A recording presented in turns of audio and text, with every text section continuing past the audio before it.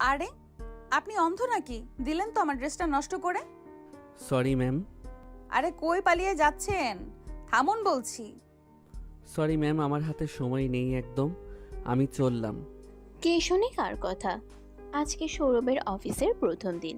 সৌরভের বড়ই সৌরভ বড়ই অলস ছেলে, কোনো চাকরি বাকরি করতে চায় না। শেষমেশ ওর মা তার ছোটবেলার বান্ধবীর অফিসে তাকে চাকরির ব্যবস্থা করে দেয়। সেখানে ইন্টারভিউ দিতে এসে তো এলাহি কাণ্ড। কিরে, ইন্টারভিউ কেমন দিলি তোর আন্টির অফিসে? এমন ইন্টারভিউ দিয়েছি না মা, কেউ চাকরি দিতে পারবে না, কারণ আমি অ্যালাউই হব না।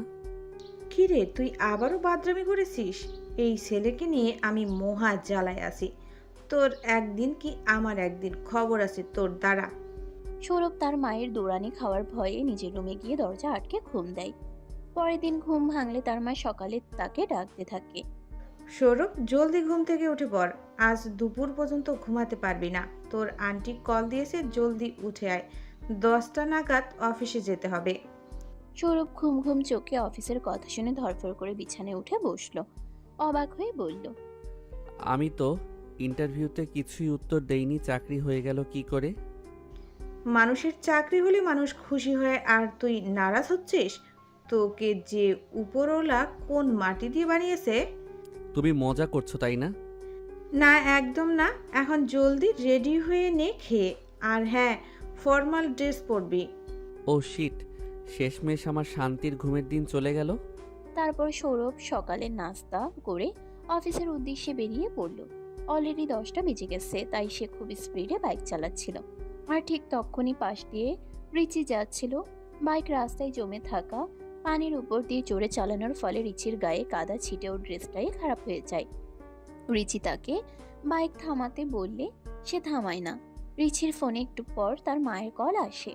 কিরে, এখনো যে পৌঁছালি না ফাইলগুলো নিয়ে? না, আমি পথে আসছিলামই। কোথা থেকে একটা ননসেন্স এসে আমার গায়ে কাদা ছড়িয়ে গেছে। আমার ড্রেস খারাপ হয়ে গেছে। আকাশের দিকে তাকিয়ে হাঁটলে তো এরকমই হবে। মা, তুমি আমার দোষ দিচ্ছ? তো কার দোষ দেওয়া উচিত? অবশ্যই ওই ননসেন্সটার। তুমি ফাইলগুলো নিয়ে সময় মতো অফিসে পৌঁছাও, তারপর কার দোষ সেটা আমি পরে দেখছি। মা, তুমি সব সময় এমনই করো। এই বলে সে ফোন রেখে দিল। রিচি ছোট্ট করে একটা নিঃশ্বাস ফেলে নিজের কাদায় মাখামাখি সাদা কামিজের দিকে তাকালেন। তারপর বিড়বিড় করে সৌরভকে গালি দিতে দিতে অফিসের উদ্দেশ্যে রওনা দিলেন। ওদিকে সৌরভ অফিসে পৌঁছাতেই অফিসের ম্যানেজার এসে বলল, আপনাকে ম্যাম তার অফিস কেবিনে ডেকেছে। আচ্ছা, যাচ্ছি। আরে, ওদিকে কোন দিকে যাচ্ছেন? ওদিকে তো লেডিস টয়লেট, ওই দিকটায় যান। আসুন, আমি নিয়ে যাচ্ছি। ম্যানেজার সৌরভকে নিয়ে রিচির আম্মুর কেবিনে নক করলো। তিনি বললেন, হ্যাঁ, ভিতরে আসুন। Good morning ma'am. হ্যাঁ, মর্নিং। কিন্তু এত দেরি করে কেন এসেছো বলো? আসার পথে জাম লেগে গেছিল রাস্তায়, তাই। আচ্ছা ম্যানেজার সাহেব, আপনি দেখুন তো রিচি এখন এসে পৌঁছালো না কেন? আমি ততক্ষণে ওর সাথে কথা বলছি। হ্যাঁ, আমি দেখছি। দেখো সৌরভ, তুমি বড় হচ্ছ, এখন এই বাচ্চামো চলে না, কাজে মনোযোগ দাও। কিন্তু আমি তো ইন্টারভিউতে টিকিনি। তাহলে? দেখো সৌরভ, তোমার বাবা মারা যাওয়ার পর তুমি তোমার মায়ের সব, তার আশা ভরসা তোমাকে নেই। তোমার বোঝার মতো বয়স হয়েছে এগুলো। এই কথা শুনে সৌরভ আর কিছু বলল না। তার মন নরম হয়ে আসলো। রিচের আম্মু মানে যে অফিসের বস, সে আরো কিছু বলতে যাবে, ঠিক তখনই দরজা ঠেলে রিচি ভেতরে আসে। তাকে দেখে সৌরভ চেঁচিয়ে উঠে বলে, তুমি এখানে? তুমি কি করছো?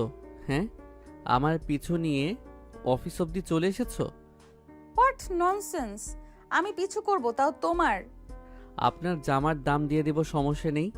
বুঝেছি আপনি গরিব মানুষ, তো আসলে আমি তাড়াহুড়ে ছিলাম তো তাই। চুপ, একদম চুপ। তুমি আমাকে টাকা দেবে? তুমি? কি হচ্ছে কি? তোমরা দুজন দুজনকে কি করে চেনো? মা, এই ননসেন্সটাই আমার ড্রেস খারাপ করে দিয়েছে। ননসেন্স কে? হ্যাঁ, সাদা ভূত কোথাকার। আহা থামো তোমরা, কি বাচ্চাদের মতো ঝগড়া করছো? রিচি, আমি ম্যানেজারকে বলে দিচ্ছি ড্রেস এনে দেবে, তুমি চেঞ্জ করে নাও, ঠান্ডা লেগে যাবে। আর সৌরভ, তোমাকে কাজ বুঝিয়ে দিচ্ছি, নিজের ডেস্কে যাও। মা, তুমি একে এমনি এমনি ছেড়ে দেবে? কিছু বলবে না? সৌরভ কিছু বলতেই যাচ্ছিল, রিচির মা বাধা দেয়। ম্যানেজারকে কল দিয়ে বলে রিচিকে ড্রেস কিনে দাও, ওর গায়েরগুলো নোংরা হয়ে গেছে। আর যে নোংরা করলো তাকে তুমি ছেড়ে দেবে মা? এটা একটা অ্যাক্সিডেন্ট রিচি, ঝগড়া করা বাদ দাও এখন। এসো তোমাদের পরিচয় করে দিই, ও হচ্ছে তোমার পপি আন্টির ছেলে। কি? আর সৌরভ, ও হচ্ছে রিচি, আমার মেয়ে। আর এখন তুমি তোমার কেবিনে যাও সৌরভ। সৌরভ তার কেবিনে চলে গেল। রিচি ড্রেস চেঞ্জ করে নেয় আর কাদা মাখা ড্রেসটা নিয়ে সৌরভের কেবিনে যায়। তুমি দেখি না বলে আমার কেবিনে চলে এসেছো। আমি তোমার ম্যামের মেয়ে, তোমার কেবিনে আসতে আমার পারমিশন লাগবে? তুমি আমার ম্যামের মেয়ে, ম্যাম না, তাই পারমিশন তো লাগবেই। রিচি রেগে গিয়ে সৌরভের মুখে কাদা মাখা জামাটা ছুঁড়ে মারে আর বলে, এই যে ধরো, এটা ধুয়ে আনো বাসা থেকে। আমি নতুন কিনে দেব তোমায়, অফিস শেষে চলো শপিংয়ে। না, আমার এই জামাটাই লাগবে, আর আমাকে ম্যাম ডাকবে না। এই বলে রিচি চলে গেল। আর সৌরভ বিড়বিড় করে বলল, ওনাকে আবার ম্যাম বলতে হবে, শখ কত। অফিস শেষে ভীষণ ক্লান্ত হয়ে সৌরভ বাড়ি ফিরল। বাসে এসে রিচির কাদা মাখা জামাটা এক সাইডে ছুঁড়ে ফেললো আর নিজেও সোফায় শুয়ে পড়ল। কি হলো বাবা, ক্লান্ত লাগছে? আমি শরবত বানিয়ে দেই? আর বলো না মা, তোমার বান্ধবী আজ আমায় সেই খাটান খাটিয়েছে, সাথে তোমার বান্ধবীর মেয়েও। রিচিও অফিসে এসেছিল নাকি? ও দেখতে কেমন হয়েছে কে জানে। খুব ছোটবেলায় একবার এসেছিল আমাদের বাসায়। মা, আমি ক্লান্ত, কিছু খেতে দাও, এত প্রশ্ন করো না। সৌরভের মা তার জন্য শরবত বানিয়ে আনতে গেল। আর সৌরভ তার মায়ের জিজ্ঞেস করা প্রশ্নটা নিয়ে চিন্তা করছে, রিচি দেখতে কেমন হয়েছে। দেখতে তো সুন্দরী হয়েছে, কিন্তু স্বভাবটা যা হয়েছে। এই নে তোর শরবত। কি রে, তোর পাশে ওটা মেয়েদের জামা না? মেয়েদের জামা কোথা থেকে নিয়ে এসেছিস তুই? এটা ধুতে হবে মা। তুই কেন ধুতে যাবি? আমি তো কিছুই বুঝতে পারছি না। তোমার বান্ধবীর মেয়ের থেকে জেনে নিও সেটা। এই বলে রাগ করে সৌরভ নিজের রুমে চলে গেল। পরের দিন সৌরভদের বাসায় রিচি আর তার মা আসলো। তুই তো আমাদের বাসায় আসিস না পপি, তাই ভাবলাম আমিই চলে আসি। সাথে মেয়েটা কি রিসি? হ্যাঁ, আমার মেয়ে রিচি। আসসালামু আলাইকুম আন্টি। ওয়ালাইকুম আসসালাম। অনেক বড় হয়ে গেছো মা। নিজের ছেলেও তো বড় হয়েছে, সেদিকে নজর নেই। আর কই বড় হলো, বাচ্চাদের মতো রাগ করে গাল ফুলিয়ে রুমে চলে গেল। কোন মেয়ের একটা জামা নিয়ে এসেছে, সেটা নাকি আবার ধুতে হবে। কোন মেয়ে জামা? রিচি বুঝে গেল যে এখানে তার জামার কথাই হচ্ছে, তাই সে কথা ঘোরানোর জন্য বলল, আচ্ছা আন্টি, সৌরভ আমার বয়সে কত ছোট? মাত্র 2 মাসের ছোট তোমার। আমাদের তো ছোট থেকে প্ল্যান ছিল আমাদের ছেলে মেয়েদের বিয়ে দিয়ে একটা আত্মীয়তার সম্পর্ক তৈরি করব। তা তো আমার মেয়েটা বয়সে বড় হয়ে গেল। 2 মাসে বড় কি কোনো বড় হলো? আমার কিন্তু এতে কোনো আপত্তি নেই বান্ধবী। তোমার আপত্তি না থাকলেও তোমার ছেলের তো আপত্তি থাকতেই পারে। দেখো বান্ধবী, আমার ছেলে বড্ড অলস। ওকে যদি তুমি কর্মঠ বানিয়ে দিতে পারো, বাকিটা আমি দেখে নেব। তাহলে এখন আশার আলো নিভিনে বলছো? তোমার মেয়ে এত সুন্দরী হয়ে গেছে তা দেখার পর তো একদমই না।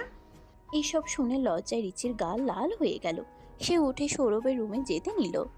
তোমরা কথা বলো, আমি দেখছি সৌরভ কি করছে। হ্যাঁ, গিয়ে দেখ তো মা। রাগ করে সেই যে রুমে গেল, খেতেও এলো না। রিচি সৌরভের রুমে গিয়ে দেখলো রুমে খালি, কেউ নেই। বাথরুম থেকে পানি পড়ার শব্দ আসছে। বাথরুমের দিকে এগিয়ে দেখলো দরজা ফাঁকা। সৌরভ কি করছো? এই যে ম্যাডাম, আপনার জামা ধুচ্ছি। আপনার এতটুকু তর্স হইল না যে জামাটা আমি দিয়ে আসব, নিজেই নিতে চলে এলেন। একটু বসুন, ধুয়ে তো শুকাতে দিতে হবে, নাকি ভিজে জামাই নিয়ে যাবেন? বাহ, বেশ ভালো কাপড় ধরছো তো। এমন ছেলেকে আমার জামাই বানাতে আপত্তি নেই। মানে? নিচে তো আমাদের বিয়ের কথা চলছিল, তাই ভাবলাম ছেলে দেখে আসি, পছন্দ হলে হ্যাঁ বলে দিব। তোমাকে আর বিয়ে ইম্পসিবল। আমি দরকার হলে কলা গাছ বিয়ে করব, তাও তোমায় না। এইবার কিন্তু বেশি বেশি হয়ে যাচ্ছে সৌরভ। তুমি এখান থেকে যাবে নাকি তোমাকে ভিজিয়ে দেব? এই বলে সৌরভ এক মগ পানি উঠিয়ে রিচির গায়ে ছুঁড়ে মারতে নিলে ভয় পেয়ে সৌরভের রুম থেকে চলে যায়। কি হলো রিচিমা, এভাবে হাঁপাচ্ছ কেন? আন্টি, তোমার মতো একটা লক্ষ্মী মহিলার এমন বান্দর ছেলে কি করে হলো? এখন তোরা মা মেয়ে আমার ভরসা। আমার বাদর ছেলেটাকে আদর দিয়ে যদি ভালো করতে পারিস। আজ তাহলে অনেক গল্প হলো, এবার আমরা উঠি, অন্য একদিন আসবো। তুই বললেই হবে, এসে থেকে তো গল্প করেই যাচ্ছে, খাওয়ার তো কিছুই হলো না। আমি খাবার দিচ্ছি, আসো সবাই মিলে খেতে বসবো। সৌরভটাও এখন অবধি খায়নি। আমি সৌরভকে ডাকছি, আমি ডাকলে ঠিকই আসবে। আসুক একবার, বোঝাবো মজা। তুই আবার বিড়বিড় করে কি বলছিস? না কই কিছু না তো। সৌরভ, সৌরভ, খেতে আসো জলদি। হ্যাঁ ম্যাডাম, এসে পড়েছি। বাসা এটা অফিস না, এখানে ম্যাডাম ডাকার প্রয়োজন নেই, তুমি আমায় আন্টি ডাকো। আচ্ছা ম্যাডাম, আন্টি। খুব বাদর হয়েছো, কিন্তু এই বাদরামও আমার সঙ্গে চলবে না। শুনলাম মায়ের সাথে রাগ করেছো। আসো খেতে বসো একসাথে। তুমি খাওনি শুনে আমরা থেকে গেলাম, না হলে চলে যেতাম। আমার জন্য থেকে গেলেন নাকি আপনার মেয়ের বড্ড ক্ষুধা পেয়েছে বলে? সৌরভের কথা শুনে সবাই হাসতে লাগলো, আর রিচি মনে মনে বলল, খেতে বসেছে দেখো। তোমার সাথে ঝগড়া না করলে কার সাথে করব বলো? আমার জানা আছে, দেখাচ্ছি তোমায় মজা। টেবিলে সবাই খেতে বসেছে। সৌরভ যেখানে বসেছে তার পাশের চেয়ারে রিচি বসেছে। সৌরভের মা খাবার বেড়ে দিচ্ছে। রিচি আর চোখে বারবার তার দিকে তাকাচ্ছে। আ কি হলো বাবা? সৌরভের পায়ের উপর রিচি পা বুলিয়ে যাচ্ছে। সৌরভের হয়েছে করুণ দশা। সে না বলতে পারছে আর না সহ্য করতে পারছে। কি হলো? অমন মুখ করে চোখগুলো ডিম ডিম করে তাকিয়ে আছিস কেন? সৌরভের মা আর একটু ধাক্কা দিয়ে জিজ্ঞেস করে, কিরে, কিছু তো বল। ও কিছু না আন্টি, মনে হয় মশা কামড়েছে। তাই না সৌরভ? হ্যাঁ হ্যাঁ তাই। সৌরভ মুখে কিছু না বললেও মনে মনে বলে, দেখাচ্ছি তোমাকে আমি মজা। দস্যি মেয়ে, এক মাঘে শীত যায় না, সময় আমারও আসবে। তুমি কি কাউকে গালি দিচ্ছ? না তো, কেন গালি কেন দিব? না, তোমার মুখ দেখে মনে হচ্ছে, তাই বললাম আর কি। তোরাও না কি বাজে কথা শুরু করলি। ওদের বাদের কথায় তুমি কান দিও না। তুমি আর কতকাল এই বিজনেস একা হাতে সামলাবে? এখন বয়স হয়েছে, আর পাচ্ছি না বোন। ভাবছি সব দায়িত্ব রিচির কাঁধে দিয়ে আমি একটু স্বস্তির নিঃশ্বাস ছাড়বো। ও কি পারবে সামলাতে? ছেলে মানুষ যে ও। কাঁধে দায়িত্ব এসে পড়লে কেউ আর ছেলে মানুষ থাকে না। আর আমার মেয়ের উপর আমার বিশ্বাস আছে। কথা বলতে বলতে ওদের খাওয়া দাওয়া শেষ হয়ে গেছে। সৌরভ বেসিনে হাত ধুচ্ছিল, পিছন থেকে রিচি এসে বলে, ওভাবে চিৎকার করলে কেন তখন? আমি একটা নিষ্পাপ ছেলে, আমাকে ইফটিজিং করলে আমি কি চুপ করে থাকবো? কি কি বললে? আমি তোমায় ইফটিজিং করছি? আম্মু বলল শোনোনি? খুব শীঘ্রই আমি তোমার বস হতে যাচ্ছি, একদম চাকরি খেয়ে দেব। তাহলে তো বেশ হয়, আমি বাসায় নিশ্চিন্তে ঘুমাতে পারবো। তুমি এক কাজ করো, তুমি কালকেই বরং আমার চাকরিটা খেয়ে দাও। তুমি তো দেখছি আস্ত একটা অলস। সমস্যা নেই, কোনোখানে কোনো গুটি চালাতে হয় সেটা কিন্তু আমার জানা আছে। তা তো থাকবেই, তুমি তো একটা গুটিবাজ। ম্যাডাম ডাকবে বুঝলে, তোমায় প্রচুর প্রেশার দিয়ে রাখবো। না ম্যাডাম, দয়া করে এমনটা করবেন না। অনেকক্ষণ হয়ে গেছে এখনো ওরা হাত ধুয়ে আসছে না দেখে রিচির মা ওদের ডাকলো। দেখেছেন ভাবি, ওরা দুজন কখন গেল এখনো ফিরলো না। কি করছে দুটোতে কে জানে। ওই তো ওরা এসেই গেছে। সৌরভ আর রিচি ফ্রেশ হয়ে রুমে এসে আবারও মায়েদের সাথে ড্রয়িং রুমে বসে। রিচির মা সিরিয়াস হয়ে বলে, কাল থেকে কিন্তু তোকে অফিস সামলাতে হবে। এই গুরুতর দায়িত্ব নিতে পারবি তো? হ্যাঁ মা, তোমার মেয়ে, আমি কেন পারবো না বলো তো? হ্যাঁ, তুমি যে যোগ্য মায়ের যোগ্য মেয়ে সেটা তোমাকে প্রমাণ করতে হবে। আর আমার ছেলেটাকেও সামলাতে হবে। আহ মা, আমি কি কচি খুকু নাকি যে আমাকে সামলাতে হবে? তুমি কিন্তু আমার মান সম্মান খেয়ে দিচ্ছ মা। তুই কোনো চিন্তা করিস না পপি, সৌরভ এখন অফিসে যেতে যেতে ঠিক হয়ে যাবে দেখিস। কথা বলতে বলতে সৌরভের মায়ের চোখটা ভিজে ওঠে। আর তার স্বামী মারা যাওয়ার পর সে অনেক কষ্টে এই সংসারটাকে আগলে রেখেছে। অনেকেই তাকে দ্বিতীয় বিয়ে করার পরামর্শ দিয়েছিল, কিন্তু সে সৌরভকে মানুষ করতেই ব্যস্ত ছিল। সৌরভ ছেলে হলেও মায়ের আঁচলে আঁচলে বড় হয়েছে, তাই বাহিরের জগতের সাথে তার খুব জানাশোনা নেই। আন্টি আজকে তাহলে যাচ্ছি, আরেকদিন আসবো। যাচ্ছি বলতে নেই, আসি বলতে হয়। সন্ধ্যায় রিচি আর তার মা চলে যায়। সৌরভ রুমে ঘুমাতে যাচ্ছিল, তার হয়েছে মহা মুশকিল। এতদিন তো তার জীবন হেসে খেলে ভালোই যাচ্ছিল, হঠাৎ করে আবার এই চাকরির ঝামেলা, তার উপরে আবার অফিসের ম্যাম হতে যাচ্ছে কিনা ওই রুচি। সৌরভের এখন আর দিন দুনিয়ার কিছুই ভালো লাগছে না। সে ঘরে গিয়ে তার ছোটবেলার বন্ধু রনিকে ফোন দিল। কিরে বেটা, এতদিন পর ফোন দিলি কি মনে করে? তুই এমন করে বলছিস যেন তোরে আমি কোনোদিন ফোনই দেই না। দিসই তোরা, আমাদের তো একদম ফলেই গেছিস। শুনলাম নতুন চাকরি পেয়েছিস। চাকরি পেয়ে কি বন্ধু বান্ধবদের ভুলে গেলে? একদম বাজে কথা বলবি না। চাকরি আমি পাইনি, চাকরি আমাকে জোর করে করানো হচ্ছে। এটাও কোনো কথা বললি মামা? তুইও না পারিস বটে। তা কোথায় চাকরি নিলি? এই তো রিচিস লিমিটেড কোম্পানি। কি বলিস? আমিও তো ওখানেই অ্যাপ্লাই করেছি মামা। তোর কি ওখানে কোনো আত্মীয় আছে? তাহলে আমার চাকরিটার ব্যবস্থা করে দে না ভাই। আচ্ছা, আমি পপি আন্টিকে কাল বলে দেখব, তারপর তিনি যা সিদ্ধান্ত নেবেন তোকে আমি জানাবো। তোকে অনেক ধন্যবাদ দোস্ত। আরে আগে দেখি কাজটা হয় কিনা, তারপর ধন্যবাদ দিস। আগেই ধন্যবাদ দিচ্ছিস।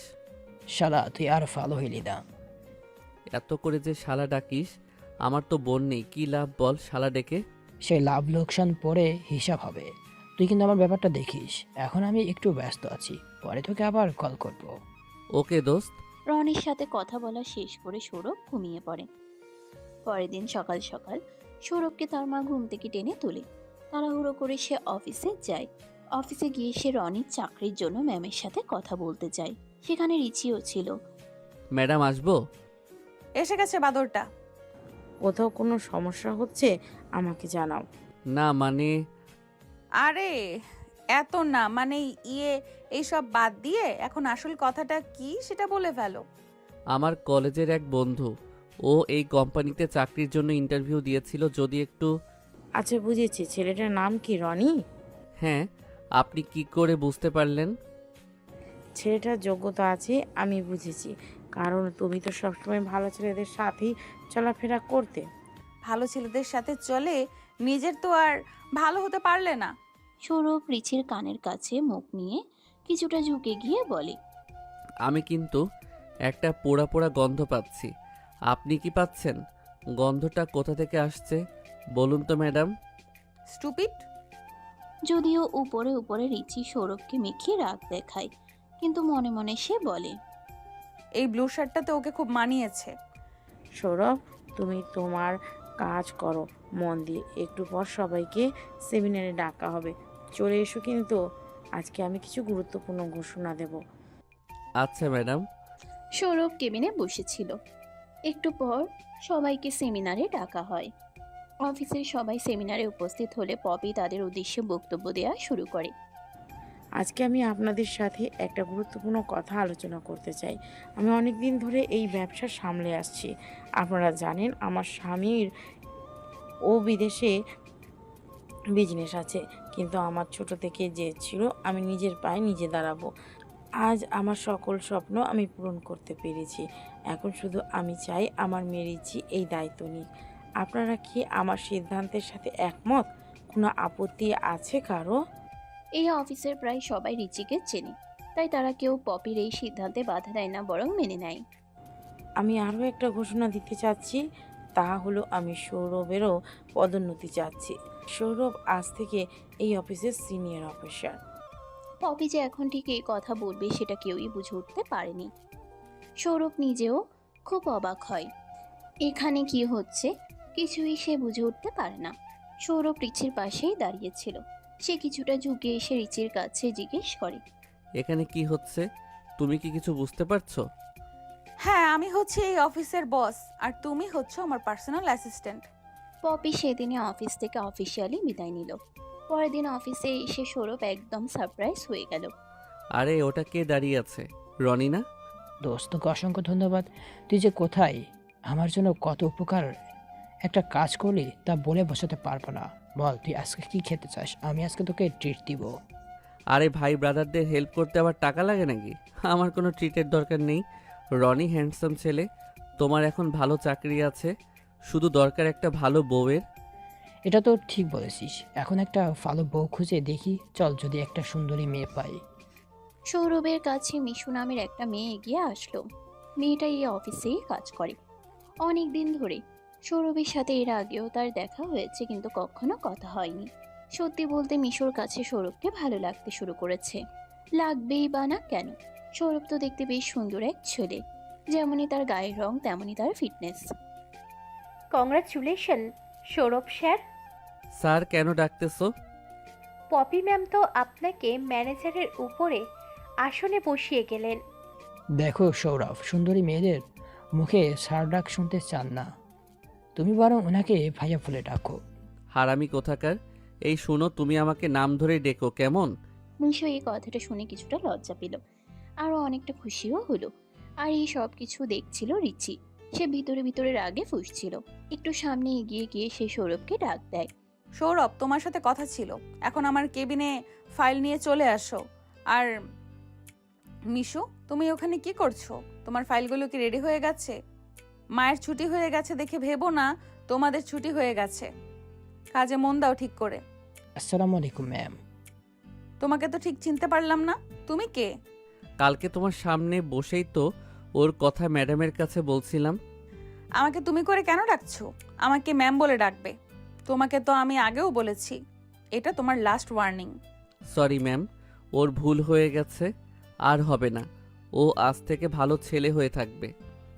আপনি আপনার বন্ধুর মতো ফাঁকিবাজ না হয়ে কাজে মন দিন। আর এই যে মিস্টার সৌরভ, কথা কানে যাচ্ছে না? জলদি আসুন আমার কেবিনে। সৌরভের আর কি করার, রিচি হচ্ছে এ অফিসের বস, তার কথা তো সৌরভকে শুনতেই হবে। তাই তার পিছন পিছন সৌরভ তার কেবিনে যায়। কেবিনে গিয়ে বসলে রিচি দরজা আটকে দেয়। সৌরভ পিছনে ফিরে জিজ্ঞেস করে, দরজাটা আটকে দিলেন কেন? সুন্দরী মেয়েদের মুখে স্যার শুনতে ভালো লাগে না, তাই না? হ্যাঁ, তা তো লাগেই না। আর ভাইয়া শুনতে তো আরও জঘন্য লাগে। তবে আপনি আমাকে ভাইয়া বলে ডাকতে পারেন, তাতে আমি মাইন্ড করব না। তুমি কি বলতে চাচ্ছ আমি সুন্দর না? কোনো সন্দেহ আছে ম্যাডাম? রিচি ভীষণ রেগে যায়। রেগে গিয়ে সে সৌরভকে কলার ধরে তার কাছে টেনে আনে।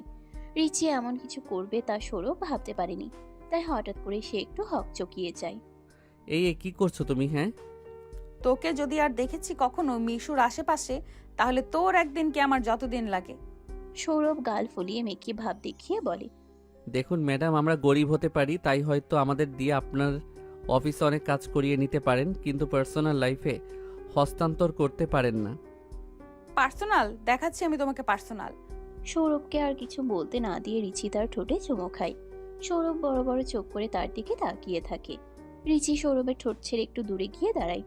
সৌরভ এখনো কথা বলতে পারছে না, সে এখনো মূর্তির মতো চুপচাপ দাঁড়িয়ে আছে। আর যদি কখনো তোকে মিশুর আশেপাশে দেখেছি, তাহলে আজকের মতো তোকে বুঝিয়ে দেব যে তুই আমার পার্সোনাল প্রপার্টি, বুঝলি? রিচি এরপর কেবিন থেকে হন হন করে বেরিয়ে যায়। সে বেরিয়ে যেতেই রনি কেবিনে প্রবেশ করে। কিরে ভাই, তোর তো একদম কপাল খুলে গেছে দেখছি। আমাকে একটু পানি দে, আমার গলাটা শুকিয়ে কাঠ হয়ে গেছে। তোর ঠোঁটে লিপস্টিক লেগে আছে, সেটা আগে ঠিক করে তারপরে আমি তোর পানির ব্যবস্থা করছি। রনি পানি এনে দিলে সৌরভ এক নিঃশ্বাসে সব পানি ঢক ঢক করে খেয়ে ফেলে। একটু স্বাভাবিক হয়ে রনির দিকে তাকায়। সৌরভের এই অসহায় অবস্থা দেখে রনি হেসে ফেলে।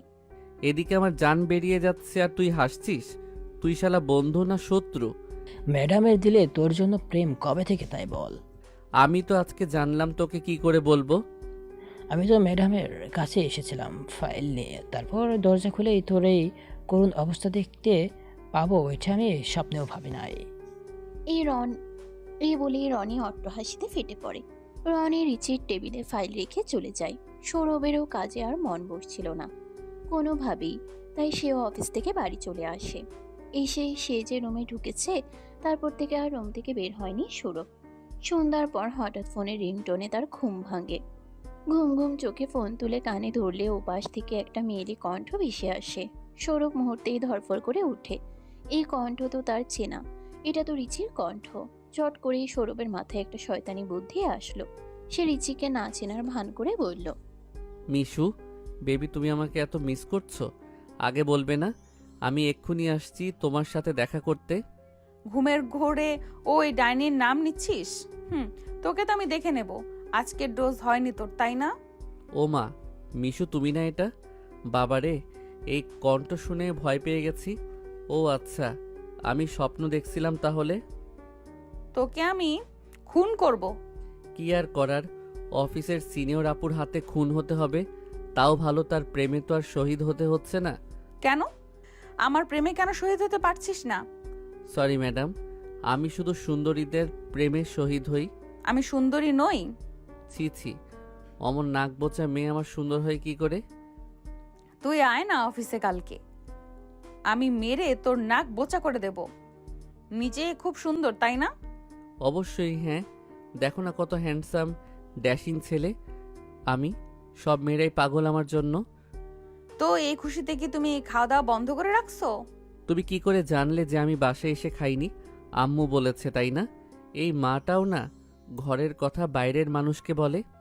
খুব শীঘ্রই আপনার ঘরের মানুষ হব মিস্টার সৌরভ। এই বলে রিচি ফোন কেটে দিল। তক্ষুনি দরজায় কড়া নাড়ল তার মা। ছেলেটা কিছু খেলো না, শরীর খারাপ করলো কিনা, আবার সেই চিন্তায় পড়ে গেল পপি বেগম। কিরে বাবা, কি হয়েছে তোর? সেই কখন থেকে দরজা আটকে বসে আছিস? রাতে কি কিছু খাবি না? দাঁড়াও মা, আসছি। সৌরভ গোমরা মুখ করে দরজা খুলল। অফিসে কিছু হয়েছে? রেগে আছিস? না মা, তবে তুমি কেন রিচিকে বলতে গেলে যে আমি এখনো খাইনি? বেশ করেছিস, আমার কথা তো তুই শুনিসই না, তাই রিচিকে বললাম। মায়ের চেয়ে তো আজকাল বউয়ের দাম বেশি। হ্যাঁ ডাকো আরো, ওই ডাইনিটাকে বউ ডাকো। তুমি তো ওকে বউ ডেকে ডেকে লাই পাইয়ে দিয়েছ। এখন ও আমার সাথে বউগিরি দেখিয়ে বেড়ায়। সে তুই যাই বলিস, মেয়েটা কিন্তু মন্দ নয়। তুমি দেখছি মা আমার সর্বনাশ করতে উঠে পড়ে লেগেছ। এখন অফিসের সিনিয়র আপুকে তো দেখছি আমার বউ বানিয়ে তুমি ক্ষান্ত হবে। টুকটাক কথা বলার ফাঁকে ফাঁকে সৌরভকে তার মা পপি খাইয়ে দিলেন। খাওয়া দাওয়া শেষে সৌরভ ঘুমিয়ে পড়ছে। সৌরভ, উঠে পড়। আর কত ঘুমাবি? তোকে রোজ রোজ সকালে আমি ডাকতে পারবো না। তুই বিয়ে করে বউ আন ঘরে, তার হাতে সব দায়িত্ব দিয়ে আমি বাঁচি। অত খুশি হয়ে লাভ নেই, তোমাকে আমি ছুটি দিচ্ছি না। বউ থাকলেও আমি সকালে তোমার ডাকেই ঘুম থেকে উঠব। তাড়াহুড়ো করে সৌরভ অফিসে চলে গেল। অফিসে গিয়েই প্রথমে তার রনির সাথে দেখা হয়। রনি সৌরভকে খুঁটিয়ে খুঁটিয়ে দেখছে। এভাবে দেখার কি আছে? আমাকে কি আর কোনোদিনও দেখিসনি? না, তোকে তো কোনোদিনও এত সকালে ক্লাসে খুঁজে পাওয়া যেত না, অফিসেও দেখতে পাইনি। আজ হঠাৎ এত সকালে চলে এলি? কি ব্যাপার স্যাপার কি ম্যাডামের ভেবে মনে হয় যে হাবুডুবু খাচ্ছিস একদম? এমন কিছুই না, তুই শুধু ভুলভাল বকছিস। মা তাড়াতাড়ি ঘুম থেকে উঠিয়ে দিয়েছে, আমিও তো সময় দেখার প্রয়োজন মনে করিনি, খেয়াল করিনি যে তাড়াতাড়ি পাঠিয়ে দিয়েছে। তখন পিছন থেকে রিচি এসে বলে, ভালো হয়েছে তুমি সকাল সকাল এসেছো। অফিসের কাজ কিছু আগলিয়ে রাখা যাবে। আপনারা তো শুধু গরিবদের দিয়ে কাজ করালেই বাঁচেন, ডাইনি কোথাকার। কিছু বললে তুমি? না ম্যাম, কী যে বলেন আপনি, আমার ঘাড়ে কয়টা মাথা? না ম্যাম, কী যে বলেন আপনি, আমার ঘাড়ে কয়টা মাথা যে আমি আপনাকে কিছু বলতে যাব? ও আপনি কি শুনতে কি শুনে ফেলেছেন? বাদ দিন, আপনি আমাকে হুকুম করুন, আমি আপনার সব কাজ করে দিচ্ছি। হ্যাঁ, জলদি কেবিনে আসো। রিচি থেকে কাজ বুঝে নিচ্ছিল সৌরভ। আর কিছু ফাইল সে বাসা থেকে রেডি করে এনেছে। তাদের গুরুত্বপূর্ণ কথার মাঝখানে ম্যানেজার চলে আসে রিচির জন্য খাবার নিয়ে। মেয়েটা কিছু খায়নি। আমি তো বললাম আমি লাঞ্চের সময় কিছু একটা খেয়ে নেব, তাহলে এখন খাবার পাঠানোর কি দরকার ছিল মায়ের? আপনি যে কালকে রাতেও কিছু খাননি, তাই ম্যাডাম খুব চিন্তিত। আচ্ছা, আমার হাত আটকা, তুমি এটা এখানে রেখে চলে যাও। ম্যানেজার চলে গেল। সৌরভ একটু মনোযোগ দিয়ে রিচির দিকে তাকায়। রিচিকে আজ বেশ সুন্দর লাগছে। ঘুম থেকে উঠেই বোধহয় মেয়েটা চলে এসেছে, কোনো শ্বাস নেই, মুখটাও বেশি ফোলা ফোলা। গালগুলোকে একটু ধরতে ইচ্ছে করলো সৌরভের, কিন্তু বসের গায়ে তো আর হাত দেওয়া যায় না, তার উপর যে দোষী মেয়ে। কোথায় খেয়াল হারালে? আমি এখানে তোমাকে কাজ বোঝাচ্ছি আর তুমি তো অন্য কোথাও মন নিয়ে পড়ে আছো। সৌরভ একটা ফাঁকা ঢোক গিলে বলল, না মানে আজকে মিশুকে দেখলাম, ওকে অনেক সুন্দর লাগছিল। মেয়েটা যে কেন এত সুন্দর সেটাই ভেবে পাই না। একদিন ওকে জিজ্ঞেস করব ভাবছি যে ওর রূপের রহস্য আসলে কি। সৌরভ ভেবেছিল বরাবরের মতো রিচি রেগে যাবে, কিন্তু তেমনটা হলো না। উল্টো রিচি হেসেই চলেছে। সৌরভ এবার বিরক্ত হয়ে জিজ্ঞেস করলো। হাসছো কেন? এখানে হাসার কি হলো? রিচি এবার হাসি থামিয়ে বলল। তা তুমি আজকে মিশুকে কোথায় দেখলে? সে তো এখন অফিসেই আসেনি, ছুটিতে আছে। ওদিকে তুমি দেখি তার রূপের রহস্যে হাবু ডুবু খাচ্ছ। আমার তো ঘটনা অন্য কিছু মনে হচ্ছে। তোমার আবার এখানে মনে হওয়ার কি আছে? তোমাকে বোধহয় কোনো ডাইনি ভর করেছে। হয়তো কালকে রাতে যে ডাইনি তোমাকে কল দিয়েছিল সেই ডাইনিও হতে পারে। রিচি সবটা বুঝে গেছে দেখে সৌরভ ভীষণ লজ্জা পেল, কিন্তু সে তো এইভাবে কথায় হেরে পারে না, তাই সে একটা উল্টো ফোন দিয়ে আটলো। একটু ভাব নিয়ে রিচিকে বলল। আসলে আমি ইডাঙ্কিল মিশুকে নিয়ে স্বপ্ন দেখতে শুরু করেছি। এই দেখো দিনে দুপুরে আমি মিশুকে দেখতে পাচ্ছি। হয়েছে, আর নাটক করতে হবে না, এখানে বসো। সৌরভ বেশ অবাক হয়ে গেল, কারণ রিচি তার চেয়ার থেকে উঠে সেখানে সৌরভকে বসতে বলল আর নিজে বসলো ডেস্কের উপর। সৌরভ কিছু না বুঝে উঠতে পারলেও সে চেয়ারে গিয়ে বসলো। সৌরভের সামনে রিচি ম্যানেজারে রেখে যাওয়া খাবারের বাটিটা এগিয়ে দিল। নাও, এবার বক্সটা খুলে খাইয়ে দাও। এটা কিন্তু অন্যায়। আমার ওভাবে মনোযোগ দিয়ে দেখাটা তোমার খুব অন্যায় হয়েছে, আর অন্যায়ের শাস্তি তো তোমাকে পেতেই হবে। শাস্তি স্বরূপ এখন আমাকে খাইয়ে দাও, আর কোনো কথা আমি শুনতে চাই না। কি আর করার, গরিবকে খাটিয়ে মারছে বড়লোকের মেয়ে, আমারও হয়েছে জ্বালা। সব জায়গায় গরিবেরা এভাবেই নির্যাতিত হয়। রিচি আর কোনো কথা বলে না, শুধু মিটিমিটি হাসতে থাকে। সৌরভ যে তাকে ভালোবেসে ফেলেছে সেটা সে ভালো করেই বুঝতে পেরেছে। সৌরভও খাবারের লোকমা তুলে দিতে থাকে রিচির মুখে। খাওয়ানোর সময় রিচির অসম্ভব সুন্দর ঠোঁটজোড়া ছুঁয়ে যাচ্ছে সৌরভের আঙ্গুলের ডগা। আমি আর খাওয়াতে পারবো না, তুমি খেয়ে নিও, আমি যাচ্ছি। আমায় একটু স্পর্শ করে নিজেকে সামলাতে পারছো না? এমন কিছুই না। সৌরভ একটু লজ্জা পেয়ে রিচির কেবিন থেকে বেরিয়ে আসে। নিজের ডেস্কে ফিরতেই রনি বলে। প্রথমে চুমু খেলি আর এখন খাচ্ছিস খাবার। এভাবে লুকিয়ে লুকিয়ে গাড়ি চালিয়ে যা শালা। তোর বিকাশ নম্বর দিয়ে 2 টাকা দিচ্ছি। কেন বিকাশ নাম্বার চাচ্ছিস? আবার বলতেছিস 2 টাকা দেওয়ার কথা। দিলে একটু বেশি টাকাই দে ভাই। দেখ আমি নিতান্ত গরিব মানুষ, তাই তোকে 2 টাকা দিচ্ছি, কারণ ভালো হইতে টাকা লাগে। তুইও না কি যে সব লজিক দিস, ছোট বাচ্চাও এমন কথা বলে না। ছোট বাচ্চার কথা থেকে মনে পড়লো, ছোটবেলার কথা। অনেক দিন হয়ে গেছে কোনো ট্যুর দেই না। কি করে দিব? এখন কি আর সে আগের দিন আছে? এখন আমরা বড় হয়ে গেছি, আমাদের উপর অনেক দায়িত্ব এসে গেছে। কাজের প্রেশারে তো নিঃশ্বাসই নেওয়া যায় না। রিচি সেমিনারের দিকে যাওয়ার সময় রনি আর সৌরভের কথোপকথন শোনে। তারপর হঠাৎ অ্যানাউন্স দেয় সবাইকে সেমিনারে আসার জন্য। অফিসের সবাই সেমিনারে উপস্থিত হলে রিচি তাদেরকে জানায়। সামনের সপ্তাহে আমাদের অফিস থেকে সবাইকে ট্যুরে নিয়ে যাওয়া হবে কক্সবাজার। সো সবাই রেডি থাকেন। রিচির অ্যানাউন্সমেন্ট শুনে তো অফিসের সবাই অনেক খুশি হয়ে যায়, বিশেষ করে সৌরভ অনেক খুশি হয়ে যায়। এবার রনি সৌরভকে টিস্কুরি মেরে বলে। কিরে সৌরভ, তুই দেখছি মনের কথা আগে ম্যাডামকে বলে রেখেছিস। বিশ্বাস কর আমি এই ব্যাপারে কোনো কথাই বলিনি ওর সাথে। ও কী করে বললো, আমি তো নিজেই সারপ্রাইজ হয়ে গেছি। থাক মামা, আর ডুবে ডুবে জল খেতে হবে না। আমরা তো তোর বন্ধু মানুষ, বল আমাদের কাছে তোর প্রেম নীলা বললে কি আমরা আর তাতে বাধা দিব? শালা তুই আমাকে বিশ্বাসই করিস না। সৌরভ বাড়িতে ফিরে ক্লান্ত শরীর নিয়ে সোফায় শুয়ে পড়ে। আশেপাশে তার মাকে দেখতে না পেয়ে ডাকাডাকি শুরু করে। মা, ও মা, কোথায় গেলে? চিৎকার করে তো বাড়ি একদম মাথায় তুলে ফেলেছিস। কি হয়েছে? আসছি আমি। কালকে আমাদের অফিস থেকে ট্যুরের ব্যবস্থা হয়েছে, তুমি কি যাবে নাকি আমার সাথে? তোদের অফিসের ট্যুরে আমি কি করব? তোমাকে ছাড়া তো আমার দিন ভালো যায় না মা। হয়েছে, আর আদিক্ষেতা দেখাতে হবে না, তুই খেতে বস। সৌরভ খেতে বসেছে এমন সময় দরজায় কলিং বেল বেজে ওঠে। সৌরভের মা দরজা খুললে দেখতে পায় রিচি দাঁড়িয়ে আছে। আরে মা, তুমি এই অসময়ে কিছু হয়েছে কি?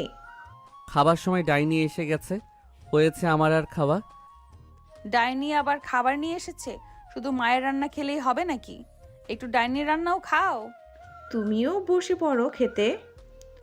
না আন্টি, আমার অনেক কাজ আছে। অফিস থেকে ট্যুরের ব্যবস্থা করেছি, তো সব কিছু অ্যারেঞ্জ করতে হবে। অফিস থেকে ট্যুরে যাবে? কই, সৌরভ তো আমাকে কিছুই জানালো না।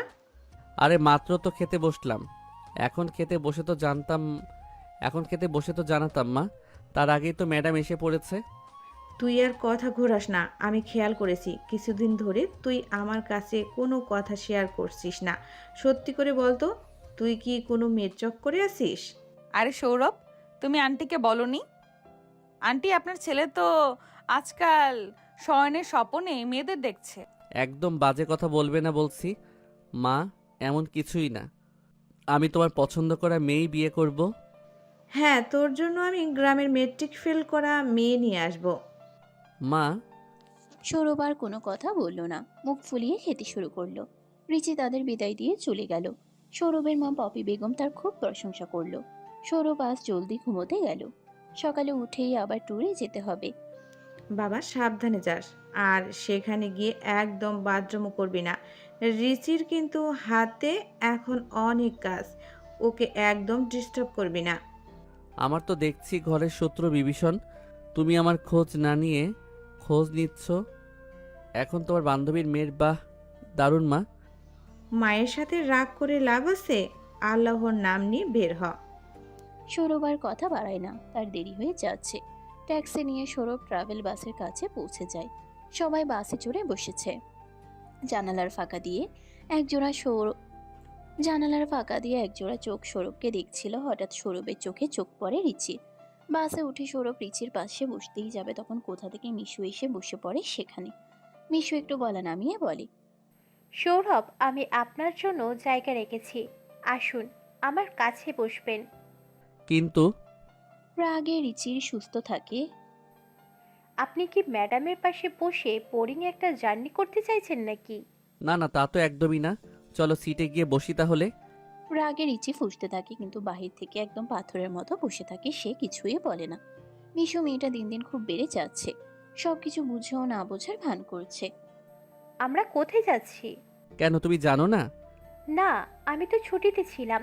ট্যুরে যাচ্ছি শুনে হঠাৎ করে চলে এলাম, বেশি কিছু জানি না।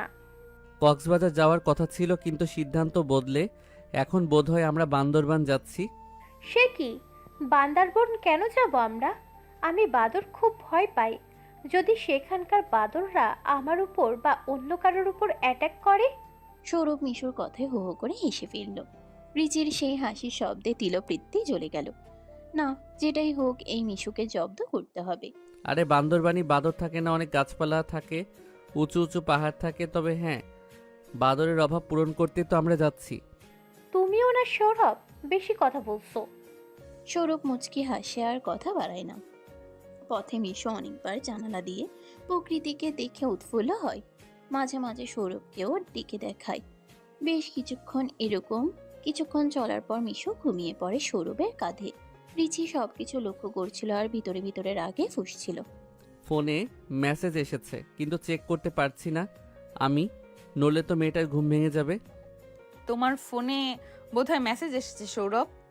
জি ম্যাডাম, শুনতে পেয়েছি, কিন্তু হাত আটকা, তাই দেখতে পাচ্ছি না। মেসেজটা কি আপনি দিয়েছেন ম্যাডাম? তোমার ফোনে মেসেজ এসেছে, তুমি চেক করে দেখো। আমি কি করে বলবো? সৌরভ মিশুর মাথাটা সাবধানে সরিয়ে নেয়। তারপর পকেট থেকে ফোন বের করে চেক করে দেখে রিচির মেসেজ। খুব তো জমিয়ে প্রেম হচ্ছে, তাই না? সৌরভ মেসেজটা দেখে মুচকি হাসলো। যাক, মেয়েটা ভালোই চলছে, আর একটু জ্বালানো যাক। সৌরভ মেসেজে রিপ্লাই দিল। এত সুন্দর মেয়ে যদি পাশে বসার অফার করে, তাহলে কি ফেলে দেওয়া যায় সেই অফার? তুমি অবশ্যই বুঝবে না, কারণ তুমি তো আর সুন্দরী মেয়ে না। রিচির ফোনেও মেসেজ যেতেই সে সঙ্গে সঙ্গে চেক করে, আসলে সে অপেক্ষায় ছিল কখন মেসেজের রিপ্লাই আসবে। মেসেজ দেখে সে আরো বেশি রেগে যায়। দেখাচ্ছি তোকে মজা। সৌরভ মেসেজের একটা হাহা রিয়েক্ট দিয়ে আর রিপ্লাই দেয় না। সন্ধ্যার আগে আগে গাড়ি বান্দরবান পৌঁছে যায়। সবাই বুক করা হোটেলে রেস্ট নিতে যায়, কারণ এই রাতে তো আর বনে বাদারে ট্রেকিং করা সম্ভব নয়। তাই দিন থেকে ঘোরাফেরা শুরু হবে। যেহেতু সবকিছু রিচির প্ল্যানিংয়ে ফিক্সড হয়েছে, তাই সে ইচ্ছে করে সৌরভের রুমের পাশের রুমটা নিজের জন্য বুক করে। রাতে সবাই যার যার মতো খেয়ে ঘুমোতে যায়। বাদর একটা, এখনো কোনো মেসেজ দিল না। ওর জন্য আমি ট্যুরের ব্যবস্থা করলাম, কোথায় একটা ধন্যবাদ দিবে আমাকে, তাও দিল না। বেঈমান, আবার বসেছি গিয়ে মিশুর পাশে। তোমাকে আমি একা পাই, তারপর তোমাকে আমি দেখে নেব। রিচি রুমের মধ্যে হাঁটছিল আর একা একা রাগে এগুলো বলে যাচ্ছিল। ডিম লাইটের আবছা আলোতে হঠাৎ সে দেখে একটা তেলাপোকা উড়ে আসছে তার দিকে। সে দিক বিদিক শূন্য হয়ে ভয়ে চিৎকার করতে থাকে। পাশের রুমে সৌরভ ঘুমাচ্ছিল। রিচির চিৎকার শুনে সে ধরফর করে উঠে বসে। তার বুকটা ধক করে ওঠে। কি হলো রিচির আবার? কোনো বিপদ হলো না কি? রুমে তো একাই। না না, বসে বসে ভাবলে আর হবে না, আমাকে এক্ষুনি যেতে হবে। রিচি তখনও চোখ বন্ধ করে চিৎকার করে চলেছে। সৌরভ ছুটে গিয়ে রিচির রুমে ঢুকে। রুমের লাইট অফ, দরজাটাও খোলা ছিল। কি হয়েছে রিচি? আমার খুব ভয় করছে, ওকে এখান থেকে যেতে বলো। সৌরভ অন্ধকারের মধ্যেই গিয়ে রিচিকে জড়িয়ে ধরে। রিচিও ভয় পেয়ে সৌরভকে ঝাপটে ধরে। সৌরভ এবার ফিসফিস করে বলে, কেউ নেই তো এখানে, যে এসেছিল সে চলে গেছে। সত্যি চলে গেছে নাকি তুমি আমাকে মিথ্যা কথা বলছো? আমি তো কাউকে দেখতে পাচ্ছি না, কিন্তু এসেছিল কে এখানে সেটা বলো তো। রিচি ঠোঁট উল্টে মন খারাপ করে বলে, তেলাপোকা এসেছিল। কি? তেলাপোকার জন্য তুমি এতক্ষণ চিৎকার? ওদিকে এতক্ষণ ধরে চিৎকার চেঁচামেচি শুনে সবাই এখানে চলে এসেছে। রনি এসে লাইট জ্বালাতেই দেখে সৌরভ আর রিচি একজন আরেকজনকে জড়িয়ে ধরে আছে। দরজার সামনে দাঁড়ানো অফিসের সবাই এই দৃশ্য দেখে লজ্জা পেয়ে চলে যায়। সরি ম্যাডাম, আমার ভুল হয়ে গেছে, আমি লাইট অফ করে দিয়ে চলে যাচ্ছি। সৌরভ ভাই, গিফট টাইনিং। তোরা যা ভাবছিস এমন কিছুই না। রিচি তেলাপোকা দেখে ভয় পেয়েছে। না ম্যাম, তেলাপোকা যে সাইজ তাতে তো ভয় পাওয়ারই কথা। আমি আপনার ভয়কে সমর্থন করছি। শালা কী সব যা তা বলছিস? রনি আর কথা না বাড়িয়ে সেখান থেকে চলে আসে। রিচি ঘটনা কি ঘটেছে বুঝে উঠতে পারে না। আর সৌরভের তো লজ্জায় মাথা কাটা যাচ্ছে। তোমার জন্য তো আজকে আমার মান সম্মানই শেষ হয়ে গেল। এখানে মান সম্মান নষ্ট হওয়ার কি আছে? যেভাবে তুমি চিৎকার করেছো তাতে লোকে ভেবেছে আমি তোমার সাথে কিছু উল্টাপাল্টা করেছি। ছি ছি ছি, কি বলছো এইসব? এইসব কেন ভাবতে যাবে তারা? তারা কি তোমার মতো নাকি? না, আমার মতো তো না, আমার চেয়েও খারাপ হয়েছে এবার তোমার। আর কথা বাড়িও না, ঘুমিয়ে পড়ো। আমি ঘুমিয়ে পড়বো তার আগে তুমি একটু চেক করে দেখে নাও তেলাপোকাটা কোথাও আছে কিনা। সৌরভ রিচির কথা মতো পুরো ঘর তন্ন তন্ন করে দেখে। কোথাও কোনো তেলাপোকার খোঁজ পায় না। না ম্যাডাম, তেলাপোকা আপনার চিৎকার শুনে আত্মহত্যা করেছে, তাই সে ভুলেও আর এই মুখ হবে না। এখন আপনি নিশ্চিন্তে ঘুমিয়ে পড়তে পারেন। সৌরভ রুম থেকে বেরিয়ে যাওয়ার সময় দেখে রিচির রুমের বাইরে মিশু দাঁড়িয়ে আছে। মিশুর হাতে একটা কাঁচের গ্লাস। তুমি এখানে দাঁড়িয়ে কি করছো? না মানে, আসলে আমার ম্যাডামের সাথে একটু কথা ছিল। আচ্ছা তাহলে কথা সারো, আমি গেলাম, কেমন? সৌরভ আর এই ব্যাপারে মাথা ঘামালো না। সৌরভ চলে যেতেই মিশু রিচির কাছে রুমে ঢোকার অনুমতি চাইল। ম্যাডাম, আসবো ভিতরে? হ্যাঁ এসো, কি বলবে বলো। আসলে আপনি কথাটা কিভাবে নেবেন জানি না, কিন্তু আমার জানানোর প্রয়োজন, তাই বললাম। নিঃসংকোচে বলো তুমি, আমি রেগে যাব না। আমি আমার অনুভূতি নিয়ন্ত্রণ করতে জানি। সৌরভ আর আমার বিয়ে ঠিক হয়েছে, কিন্তু ও বারবার আপনার কাছাকাছি আসছে। ব্যাপারটা আমার কাছে ভালো লাগছে না। এতে করে আমাদের সম্পর্ক খারাপ হতে পারে। তুমি বোধহয় ভুলে গেছো সৌরভ, আমাদের আত্মীয় তোদের ঘরে কিছু আলোচনা হবে, আর আমি জানবো না এমনটা হতে পারে না, তাই তোমার বানানো গল্প শুনতে ইন্টারেস্টেড নই। সৌরভ যদি সত্যি তোমাকে ভালোবাসে, সে আমার থেকে এমনিতেই দূরে থাকবে। আর তোমার কথা মতন তো তোমরা অলরেডি সম্পর্কে আছো, তাহলে তুমি তোমার বয়ফ্রেন্ডকে সামনে রাখো। সৌরভ চলে যেতেই মিশু রিচির কাছে রুমে ঢোকার অনুমতি চাইল। মিশু আর কিছু বলল না। সে রাগে জিদে রিচির রুম থেকে কিছু না বলেই বেরিয়ে যায়। বাইরে গিয়ে তার হাতে থাকা কাচের গ্লাসটা ছুঁড়ে মারে। ফ্লোরে পড়ে গ্লাসটা ভেঙে টুকরো টুকরো হয়ে যায়। রিচি রুম থেকে শব্দ শুনতে পায় আর মুচকে মুচকে হাসে। এরপর গুনগুন করে গান গাইতে গাইতে আবার বিছানায় শুয়ে পড়ে। যতই ঘুরি ওড়াতে নাটাই তো আমার হাতে। সকাল হতেই সবাই ঘুরতে বেরিয়ে পড়ে। এক এক করে পাহাড়, পর্বত, বন, জঙ্গল সব ঘুরে ঘুরে দুপুরে সবাই আবার লাঞ্চ ব্রেকে চলে আসে হোটেলে। ম্যানেজার সাহেব দেখুন তো, সবাই খেতে এসেছে নাকি? না হলে একটু অপেক্ষা করতে বলুন। আর আমার জন্য বলবেন একটা চা চিনি ছাড়া দিতে, মাথাটা খুব ধরেছে। ম্যানেজার একটু পরে চা নিয়ে আসে। রিচি চা নিয়ে চেয়ারে বসতে গেলে হুট করে কোনোভাবে মিশুর সাথে তার ধাক্কা লাগে। ধাক্কা লেগে তার হাত থেকে চা পড়ে যায় মিশুর। সদ্য আনা গরম চায়ের ছ্যাঁকা খেয়ে মিশু এক চিৎকার দেয়। টেবিলে অনেকেই বসেছিল, তবে সৌরভ গ্লাসে ঠান্ডা পানি নিয়ে এগিয়ে আসে। কুল ডাউন মিশু, কেঁদো না। হাতটা ঠান্ডা পানিতে ভেজাও। ইস, একদম ফোসকা পড়ে গেছে। ম্যানেজার সাহেব, কোথা থেকে ওষুধ আর ব্যান্ডেজ নিয়ে আসুন। সৌরভ, ছেড়ে দাও আমার হাত, এত জ্বালা পোড়া করছে খুব। থাক রিচি, তোমাকে আর অভিনয় করতে হবে না। এখানে আমি অভিনয় কোথায় করলাম? তুমি ইচ্ছে করে ওর গায়ে গরম কফি ফেলে বলছো তুমি কিছুই জানো না? তুমি বড়লোক দেখে এমপ্লয়ীদের মানুষ মনে করো না? এসব তুমি কি বলছো? প্লিজ সৌরভ, কথা বাড়িও না, আমার হাতে ফোসকা পড়েছে, জ্বলে যাচ্ছে। একটু গুগল ম্যাপ করে দেখো তো রনির কাছে কোনো হাসপাতাল আছে কিনা। সৌরভ তাড়াহুড়ো করে মিশুকে নিয়ে হাসপাতালের খোঁজে বেরিয়ে পড়ে। মিশুকে দেখেই বুঝে যাচ্ছে ব্যথা যতটা না পেয়েছে তার চেয়ে বেশি সে কান্নাকাটি করতেছে। সৌরভের মন নরম হওয়ায় সে ওসব দিক নিয়ে ভাবল না। যাওয়ার সময় রিচি তাকে পিছু ডাকে। সৌরভ, শোনো। সৌরভ, কোনো কথা বলার আগে আসলে আমাদের ভেবে বলা উচিত। যা তুমি ভাবছো তেমনটাই যে হতে হবে এমন কোনো ধরাবাঁধা নিয়ম নেই। এবার সৌরভ পিছু ফিরে রিচির দিকে তাকালে খেয়াল করে রিচির পায়ে ব্যান্ডেজ। সে অনেকটা খুঁড়িয়ে খুঁড়িয়ে হাঁটছে। সৌরভ এবার ব্যাপারটা বুঝে যায়। রিচির পায়ে ব্যথা থাকার জন্য সে মিশুর সাথে ধাক্কা খেয়ে ব্যালেন্স রাখতে পারেনি। কিন্তু এখন বুঝলেও কিছু করার নেই, কথা হচ্ছে তীরের মতো, বললে আর ফিরিয়ে নেওয়া যায় না। রিচি ভাবে হয়তো মিশু কালকে রাতে যা বলতে এসেছিল সেটা সত্যি। মায়ের বান্ধবীর ছেলে কাকে বিয়ে করবে সেই সিদ্ধান্ত আর সে নিতে পারে না। কিরে, কতক্ষণ ধরে ঘরে বসে আছিস? রান্না বান্না তো একটু হাত লাগা আমার সাথে। এত তোড়ঝড় কিসের চলছে সেটাই তো বুঝতে পারছি না। সারপ্রাইজ, সব কিছু তো বলে দিলেই হলো না। আর তুই একটু ভালো জামা কাপড় পরে রেডি হয়ে থাক। রিচি পিছন থেকে তার মাকে জড়িয়ে ধরে বলে। তুমিও না, তোমার বাচ্চা মোটা একদম গেল না। তুমি না থাকলে আমি যে কিভাবে নিজেকে সামলাতে পারতাম মা, তা বোধহয় আমি জানি না। দেখ মা, তুই আমার একমাত্র মেয়ে। তোর কাছে যদি অফিসের কাজ বোঝা মনে হয়, তুই তাহলে কাজ করবি না?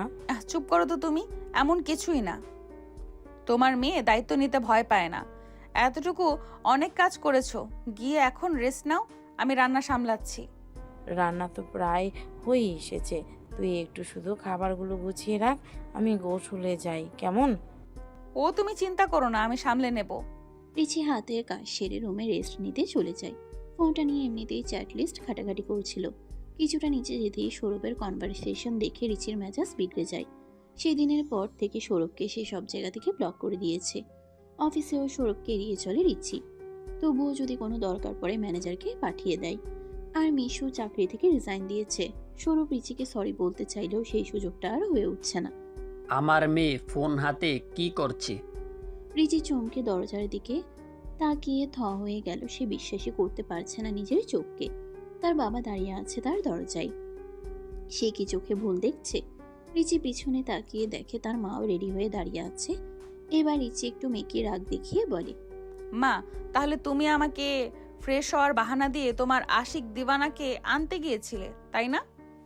তোর মা তো চিরকালই বন্ড, কিন্তু আমার কথা তো তুই আর বিশ্বাস করিস না। বাহ, যার জন্য করি চুরি সেই বলে চোর। মায়েরা তো তরঝড় দেখে আমি ভাবলাম কোনো মেহমান আসছে, আর এখন দেখছি তুমি। আসলে তোমার বউ না আমাকে গুপ্তধনও টের পেতে দেয় না যে আজ তুমি এসেছো। না এসে উপায় কি? মেয়ে বড় হচ্ছে, বাবার একটা দায়িত্ব আছে না? এবার মেয়েকে বউ সাজিয়ে একটা জামাই আনতে যেতে হবে তো। জামাই আনতে যায় নাকি জামাই মেয়েকে নিতে আসে? তুমি যে কি বলো সেই বিষয়ে বোধ হয় তোমার ধারণা নেই। সে দেখা যাবে বাবা। এখন তুমি রেস্ট নিয়ে খেতে আসো তো, তারপর আমরা চুটিয়ে গল্প করব। খেতে বসে রিচির বাবা বলে সে এখন রিচির বিয়ে দিতে চায়। বুঝলে রিচির আম্মু, জুনায়েদের ছেলে এসেছে আমার সাথে। যেমন দেখতে সুন্দর তেমনি তার যোগ্যতা। হবেই না বা কেন? দেখতে হবে না কোন ফ্যামিলি থেকে বিলং করে? বিয়ের সিদ্ধান্ত একটু ভেবেচিন্তে নেওয়া দরকার। হুট করে একটা সিদ্ধান্ত নিলে হয় না। কেন? আমাদের রিচির কি কোথাও পছন্দ আছে নাকি? থাকলে সমস্যা নেই তো, আমার সাথে পরিচয় করিয়ে দেবে। মেয়ের উপর আমার বিশ্বাস আছে, তার পছন্দ খারাপ হতে পারে না। হঠাৎ করে রিচির মায়ের ফোন বেজে ওঠে। স্ক্রিনের দিকে তাকিয়ে দেখতে পায় সৌরভের মা ফোন করেছে।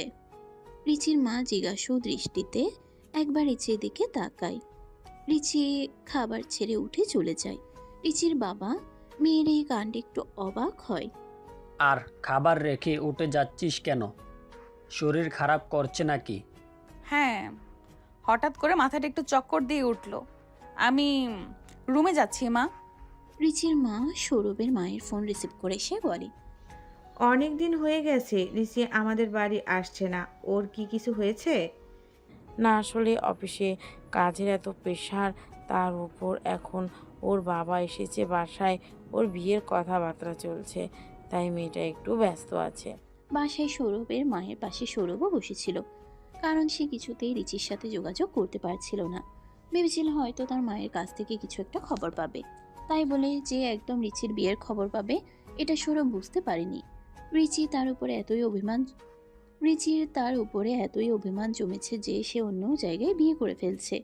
সৌরভের মা ভদ্রতার খাতিরে আর বেশি কথা বাড়ায় না। বেশ, তো মেয়ে আমাদের বড় হয়েছে। আচ্ছা, তাহলে সবার শরীর স্বাস্থ্যের দিকে খেয়াল রেখো। রাখছি কেমন?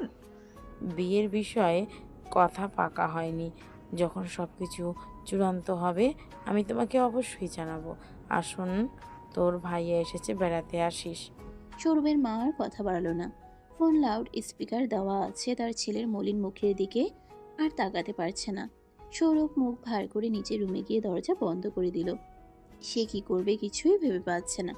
উপায় অন্তর না পেয়ে সে রনিকে কল করে। কিরে দোস্ত, তোর লাভ স্টোরির কি অবস্থা? রাগ ভাঙাতে পারলি ম্যাডামের? তোর ম্যাডামের রাগ ভাঙানো কি চারটিখানি কথা? সে তো আমার সাথে কোনো যোগাযোগের রাস্তায় রাখেনি। আম্মু আজ ফোন দিয়েছিল, রিচির বিয়ে ঠিক হয়েছে। কি কি বললি তুই? আমি ঠিক শুনলাম? শালা মজা না নিয়ে বল এখন আমি কি করব? আর তো কোনো উপায় দেখতে পাচ্ছি না। তুই এক কাজ কর, সোজা ওর বাড়িতে চলে যা, একদম সামনাসামনি গিয়ে জিজ্ঞেস কর। তাদের মধ্যে যে ফুল বোঝাবুঝি হয়েছে ওইটা মিটলেই সব ঠিক হয়ে যাবে। মাথা ঠিক আছে তোর? এত রাতে কি করে আমি ওদের বাসায় যাব? আমাকে তো চোর ভেবে বাড়ি থেকে তাড়িয়ে দিবে। এটাই এখন একমাত্র উপায়, বধ ছাড়া আর কোনো রাস্তা নেই। এখন তুই ভেবে দেখ যে তুই কি করবি। শালা সব দোষ তো তোর। তুই কেন ওই মিশুর উপর দরুদ দেখাতে গিয়েছিলি? বেশি বেশি খেতে চেয়েছিলি না? এবার বোঝ মজা তোর। আমও নাই, সালাও নাই। তুই আর কাটা ঘায়ে নুনের ছিটা দিস না। সৌরভ রনির ফোন রেখে সিদ্ধান্ত নেয় সে এক্ষুনি যাবে, তাই চুপচাপ বাসা থেকে বেরিয়ে পড়ে। যাওয়ার সময় মায়ের রুমে একবার উকি দিয়ে যায়। সৌরভের মা তখন গভীর ঘুমে। সৌরভ রিচিদের বাড়ির বাইরের পাইপ বেয়ে উঠে রিচির ঘরে ঢুকে।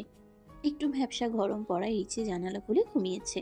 সৌরভ এসে তার গালে হাত বুলিয়ে দেয়। রিচি শান্ত হয়ে ঘুমিয়ে আছে। হঠাৎ তার অনুভব হয় কোথা থেকে যেন একটা দমকা হাওয়া এসে তার মুখে আছড়ে পড়ছে। রিচি চোখ খুলেই একটা ছায়া দেখে চিৎকার করতে যাবে, সৌরভ তার মুখ চেপে ধরে। চিৎকার করো না, আমি তোমার সাথে কয়েকটা কথা বলে এখান থেকে চলে যাব। হুম, আচ্ছা ঠিক আছে, আমি তোমার মুখ ছেড়ে দিচ্ছি, কিন্তু তুমি চিৎকার করো না প্লিজ। তুমি এখানে কি করছো? দেখো, আমি তোমাকে সত্যিটা বলতে এসেছি। তুমি যে ওই দিন পায়ে ব্যথা পেয়েছিলে তা আমি জানতাম না, তাই আমার একটু ভুল হয়ে গেছে। সেই ভুলের এত বড় শাস্তি তুমি আমায় দিতে পারো না? তুমি আরো অনেক কিছুই জানো না। যেমন ওই দিন মিশু আমার রুমে এসে বলে গিয়েছে সে তোমাকে বিয়ে করতে যাচ্ছে। একদম মিথ্যে কথা। আমি তোমাকে ভালোবাসি। আমি কেন ওকে বিয়ে করতে যাব? আর তুমিও আমাকে ভালোবাসো, তো আমি জানি। অন্য কারো কথায় কষ্ট পেয়ে তুমি অন্য কাউকে বিয়ে করে নিবে? আমার কথা এখনো শেষ হয়নি। ওই দিন মিশুই আমার রুমের বাহিরে গ্লাস ভেঙে রেখেছিল। আমার পায়ে সেই কাজ ঢুকেই ইনজুর হয়েছিল। বিশ্বাস করো, আমি এগুলো কিছুই জানতাম না। আমি তো বিশ্বাসই করতে পারছি না যে মিশু এমনটা করতে পারে। তবে অনায়াসে আমাকে তো বিশ্বাস করতে পারো। আমি আবার চোখের জলে ভাসতে পারি না যে, তাই। এখন চুপচাপ বাড়ি চলে যাও সৌরভ। হ্যাঁ যাব, যদি তুমি কথা দাও যে তুমি এই বিয়েতে রাজি নও, সেটা বাসায় জানিয়ে দেবে। সেটা আমার পারিবারিক ব্যাপার। তুমি ভালোই ভালো এখান থেকে চলে যাবে কিনা তাই বলো। সৌরভ নিঃসংকোচে বলে সে যাবে না। এবার রিচি খুব রেগে যায়। সে সৌরভের হাত ধরে টানতে টানতে নিয়ে যায় সদর দরজার কাছে। তারপর ধাক্কা দিয়ে তাকে বের করে দিয়ে মুখের উপর দরজা আটকে দেয়। পিছনে ঘুরে রুমে যাওয়ার সময় রিচি দেখে তার বাবা গম্ভীর মুখে তাকিয়ে আছে। সে রিচিকে জিজ্ঞেস করে। ছেলেটা কে? রিচি কোনো উত্তর দেয় না, সোজা তার রুমে চলে যায়। পিছন থেকে রিচির মা এসে বলে, আমার বান্ধবী পপির ছেলে। তুমি তোমার বান্ধবী উপকারের প্রতিদান হিসেবে তার ছেলেকে চাকরি দিয়েছ, বেশ, কিন্তু কিছু টাকা হাতে পেয়ে ওই বিক্রিগুলো আমার মেয়েকে বউ বানানোর স্বপ্ন দেখতে পারে না। তুমি একটু না জেনেই বেশি বেশি বলে ফেলছো। ভুলে যেও না ওরা মানুষ হিসেবে কতটা উদার। তাই বলে তুমি নিজের মেয়ের বলি দেবে? আমি তা হতে দেব না। আমি কালকে রিচির বিয়ের ব্যবস্থা করব। রিচির বাবা এরপর আর কোনো কথা না বলে ঘুমিয়ে পড়ে। রিচির মাও একটা দীর্ঘ নিঃশ্বাস ছেড়ে ঘুমিয়ে পড়ে। পরের দিন রিচির বাবা সকাল সকাল রিচির রুমে যায়। রিচি বারান্দায় বসে বই পড়ছিল। রিচির বাবা তার মাথায় হাত রেখে বলে, মা যা, একটু তৈরি হয়ে নে, আজকে তোকে আমার বন্ধু দেখতে আসবে। রিচি বুঝে যায় যে তার বাবা কিসের কথা বলছে। তাকে ছেলেপক্ষ আজ দেখতে আসবে। রিচির বাবা আবারও রিচির মাথায় হাত বুলিয়ে বলে, আমি কখনো তোর খারাপ চাই না, তুই আমার উপরে শুধু একটু ভরসা রাখ।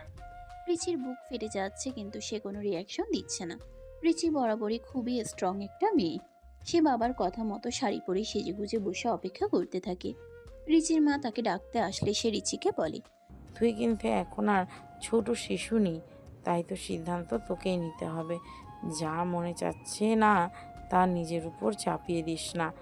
তুমি চিন্তা করো না মা, আমি সামলে নেব নিজেকে। রিচির মলিন হাসিটা তার মায়ের বুকে গিয়ে কাটার মতো বিঁধল। কিন্তু তারও যে কিছু করার নেই। যেখানে তার মেয়ে সৌরভকে সাজছে না, সেখানে সে কি আর করতে পারে। সোফা রুমে সব মেহমানরা এসে বসে আছে। রিচি এসে তাদের সামনে সোফায় বসে। রিচির বাবা মেয়ের নানা প্রশংসা করা শুরু করে। এর মধ্যে হঠাৎ রিচির ফোন বেজে ওঠে।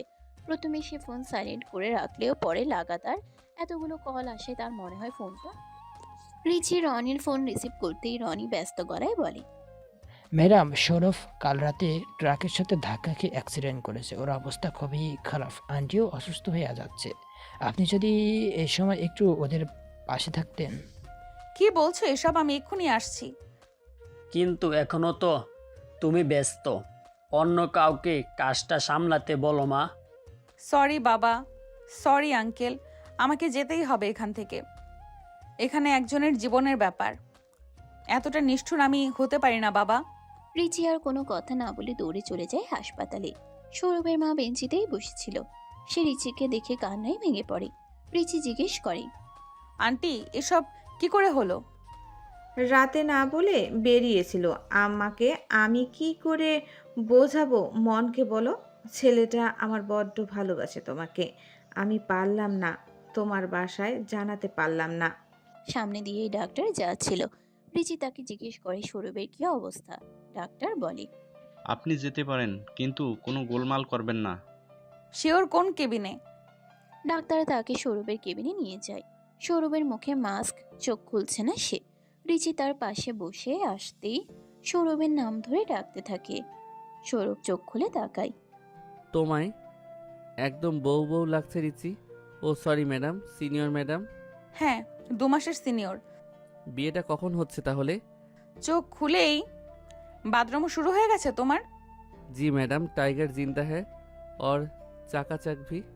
রিচি বাসায় ফিরে গেলে দেখে ড্রয়িং রুমে তার বাবা চিন্তিত মুখ করে বসে আছে। রিচি তার ঘরে ঢুকতেই তার মা তার কাছে দৌড়ে আসে আর বলে, সৌরভের এখন কি অবস্থা? কিছুদিন থাকতে হবে হসপিটালে, তারপর রিলিজ দিয়ে দেবে। রিচি তার বাবার পায়ে হাত দিয়ে ক্ষমা চাইতে গেলে সে রিচিকে টেনে তুলে বুকে জড়িয়ে নেয়। তুই আমার একটা মাত্র সন্তান, তোর যাতে খুশি আমি তাই করব, তোর কোনো চিন্তা নেই। বাবা তো তোর সবচেয়ে ভালো বন্ধু। বাবা আমি সরি। ইটস ওকে, ছেলেটা তো দেখতে হ্যান্ডসাম, যদিও রাতে দেখেছি সাহসও আছে। হাসপাতাল থেকে আসলেই বিয়ের সানাই বাজবে আমার মেয়ের। হে হে হে। বাবা তুমিও না। তাহলে কি কাজে নিয়ে একেবারে হাসপাতালে যাব? এই কিছুদিন পর সৌরভ সুস্থ হয়ে বাড়ি ফেরে। তারপর দুই পরিবারের সম্মতিতে ধুমধাম করে ওদের বিয়ে হয়ে যায়। এভাবেই ওরা দুজন অনেক বাধা বিপত্তির পর এক হতে পেরেছে। শক্ত